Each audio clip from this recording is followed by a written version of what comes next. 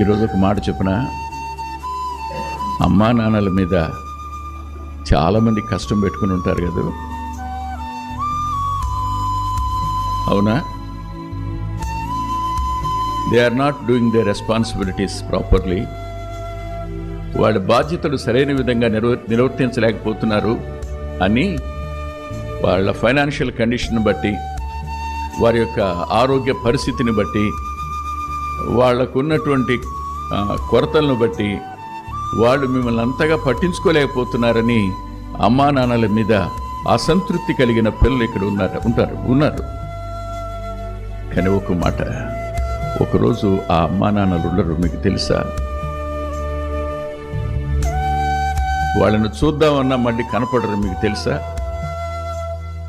వాళ్ళతో మాట్లాడదామన్నా అవకాశం ఉండదు, మీరు ఎరుగుదురా?